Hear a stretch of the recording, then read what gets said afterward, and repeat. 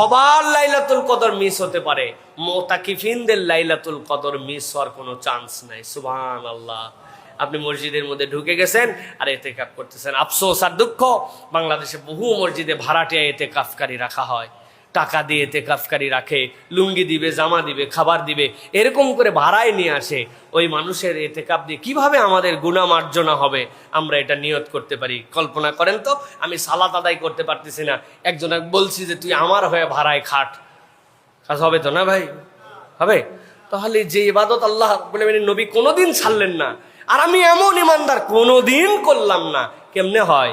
এই জন্য নিয়ত করে ফেলেন এবার, যে ওই যে বলেছি যে আপনি লাইলাতুল কদর খোঁজার নিয়তে আপনি নিয়ত করছেন যে 2টা বেজর রাত, 21-এর রাত আর 23-এর রাত, 25-এর রাত আর 27-এর রাত মসজিদে চলে যাব আমি 2 দিনে ইতিকাফ করি।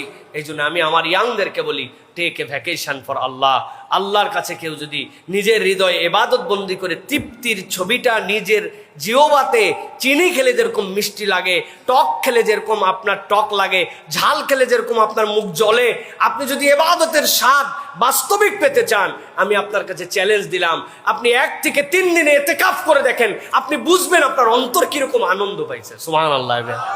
এই জন্য 1 দিন, 3 দিন, শেষ দশক ইতিকাফ করার জন্য চেষ্টা করেন। নবী সাল্লাল্লাহু আলাইহি ওয়াসাল্লাম থেকে হাদিস আসছে, ইন্না নবী সাল্লাল্লাহু আলাইহি ওয়াসাল্লাম কানা ইয়াতাকিফুল আশরাল আওয়াখির মিন রমাদান হাত্তা তাওয়াফা। মৃত্যু আল্লাহ নবী রমাদানের শেষ দশকে, আল্লাহ নবী পুরা মাসই ইতিকাফ থাকতেন, কিন্তু রমাদানের শেষ দশক কখনো মিস করেন নাই।